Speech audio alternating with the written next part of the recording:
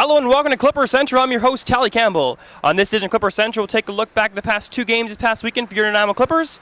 Dan Marshall's in for Marshall Matters. We've got your island standings and so much more. This is Clipper Central.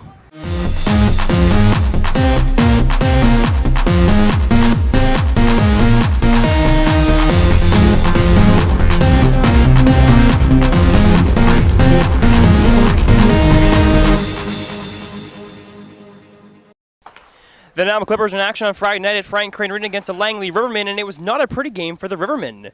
In the first period, Clippers were able to jump to the board at 5:41 by your captain, Trevor Fitzgerald. However, shortly after, Rivermen retaliate with one of their own by Matt Utsatsky. But from there, it went all downhill. In the second period, Clippers were able to get another three times on the board, first by Christopher Rigas, second by Greg Fraser, and on the power play by Kevin Miller. In the third period, the Clippers just kept rolling. Kyle Kramer was able to net a power play goal along with Josh Bryan. And that was the game. The Clippers take that one 6-1. In the following night at Frank Crane Arena, the Clippers were taking on the Victoria Grizzlies in what was a battle for first place in the Island Division. The Clippers got to a great start with just 17 seconds in. Brendan Forbes was able to get on the board. And to make it 2-0 at 8:21, Michael McNicholas was also able to get on the board. Then it went downhill for the Clippers. They got into some penalty trouble, and Victoria got on the board first at 14:21 by ex-Clipper Leo Fitzgerald. Then with less than 2 minutes, they tied the game up by DJ Jones. And the scoring continued by Brody Cutler, was able to get Victoria on the lead. In the second, it was still the Grizzlies game. With only 34 seconds in, Jerry Fitzgerald from Leo was able to make it a 4-2 game Victoria. Then on the power play at 9:22 from Fraser to Kramer to McNicholas was able to cut the lead by 1. However, the Fitzgerald triplets were on their game tonight. Jerry was able to get his second of the night to make it 5-3 Victoria. In the third period, Kyle Kramer would net one to cut the lead again by only 1. However, that was the game. Victoria remains number 1 in the Island Division. And what a rough game it was indeed. 42 penalty minutes in total for both teams and 5 misconducts. You ought to see the next game, which will be on November 30th in Victoria. And with that huge scoring weekend for the Nanaimo Clippers, it is now $980 donated to Big Brothers Big Sisters of Central Vancouver Island, thanks to Island Savings. Now looking at your island standings, after the big win against Nanaimo, Victoria remains in the first with 31 points. The Clippers and Alberni Valley are tied with 28 points, followed by Powell River at 25. And in the back of the island standing division are the Couch and Valley Capitals with only 14 points. It's now time to throw things over to the voice of your Nanaimo Clippers from 106.9 The Wolf, Dan Marshall, with Marshall Matters. Deal by Fraser, cutting in on goal. He shoots. That's stopped by Evo. The rebound. They score. Shot from an angle. Scored. The Clippers, a power play goal, their first of the season. This is Clippers hockey on 106.9 The Wolf. So Dan, why do you think the Clippers had such success on Friday night against Langley Rivermen? Well, the Clippers came out ready to play, and I think part of it was just, the loss to the Alberni Valley Bulldogs on the Wednesday night. It's the first loss in quite a while for the team. They were going great, and it challenges your pride a little bit. They came out with a purpose. It was only 1-1 after 1, but Nanaimo took the game over in the second period. I thought a real key for Jared Shammerhorn was a save that he made on Robinson in the early going of the second when the game was still very close, which could have made the game a whole lot different. But then Nanaimo came on with a push after that, went up 4-1, and they never really looked back. But a thorough effort from start to finish on Friday. They were ready to go. They were on home ice, excited, I think, to be back at Frank Crane Arena and stinging a bit from that Wednesday loss. Now, Saturday's game obviously has so much emotion again, as we always talk about Victoria, but this is an even bigger game. It was the fight for number 1 in the Island Division. How was that game? Well, it was an amazing start for the Clippers. They were ready to play off the top, and that's what you want to be. 17 seconds in, Brendan Forbes scores. It's 1-0. Michael McNicholas makes it 2-0 about 8.5 minutes in, and then this was the key part of the game. Back-to-back 5-on-3s, and you can certainly have some head-scratching, if you want to say that, over the validity of a couple of calls there, where the Clippers had a bench penalty and also a somewhat, shall we say, unsportsmanlike conduct penalty to Mason Mitchell. Those are tough to take back-to-back to put you back down 5-on-3. But give the Grizzlies credit. They capitalized on power plays to tie the game. Got a goal from an AP to go up 3-2. and then they had the push on. They go up 4-2, and then Nanaimo keeps trying to claw back and claw back and claw back, and almost did in the third period. Kyle Kramer was a giant in that third period, scored the goal to make it 5-4. They just couldn't engineer the 5-all marker, and it's a key game in the standings. Victoria takes a 3-point lead. It could have been a Nanaimo 1-point lead, a massive swing game, and you can bet the Clippers have a chip on their shoulder after that one. So like you're talking about penalties in that game, was the refereeing horrible? Well, there were some strange calls in that game. 4 blow-to-the-head calls in a single game. I don't think I've ever seen that before. I talked to Mike Vandekamp, the head coach of the Clippers, about that, and I wondered out loud, blow-to-the-head calls are something that's certainly on everyone's radar right now, and maybe was that a situation that officials were thinking about? This is a call that is on the radar right now, and you call the first one, and then you're almost obligated to call the second, third, and the fourth. I don't know. Coach Vandekamp used the term maybe overmanaged. It did seem at times that game was overmanaged. There were 3 5-on-3 goals in that hockey game, and what was looking like it was going to be a good 5-on-5 game for the start ended up being a real penalty-filled affair by the very end.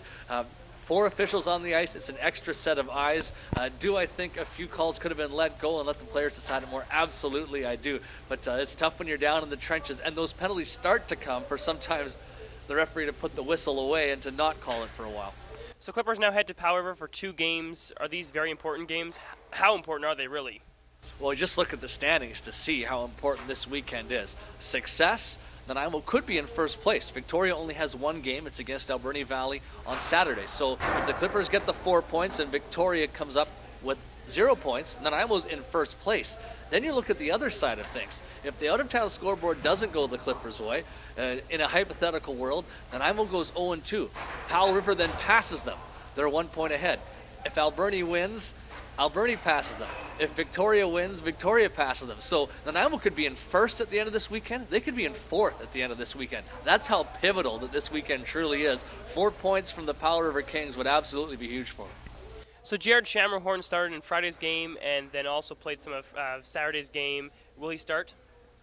I think if I was the coach, I'd go right back to Jason Argue. I'd say, you're my number 1 guy. I felt I had to pull you in a big game against Victoria. I didn't like doing it, but I felt the team needed a spark.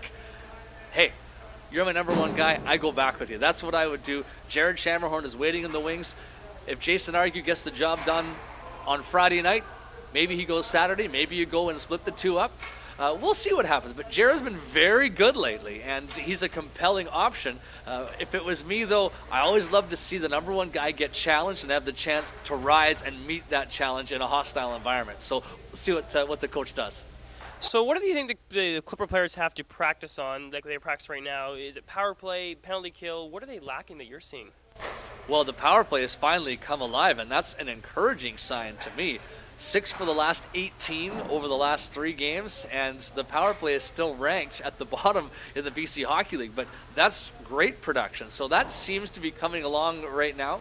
I look at the recent games that they played in Alberni Valley. Their power play was good, engineered both of their goals, but their 5-on-5 play, they didn't quite have that fire in the belly, that energy that they've been playing with on so many nights. It returned on Friday, and I think Saturday I have a hard time going after the players as not being up for the game because they were up 2-0, not showing the battle level because they came back and almost tied the game in the third period. I think if there's one thing I look at from Saturday's game, it's that if things go against you, whether it's a break in the game, whether it's something that happens with the officiating, stay the course. I think there's a time in that game where the Clippers maybe got wrapped up in what the Grizzlies were doing, maybe what the Grizzlies were saying, and I think there was a time in that game maybe they got wrapped up in some of the calls that were going against them. And you lose your focus even this much for a couple of minutes in a hockey game, and it can make a real difference for you. So I think that focus on the task at hand, which is the 2 points, the game plan against the Powell River Kings, is critical for them.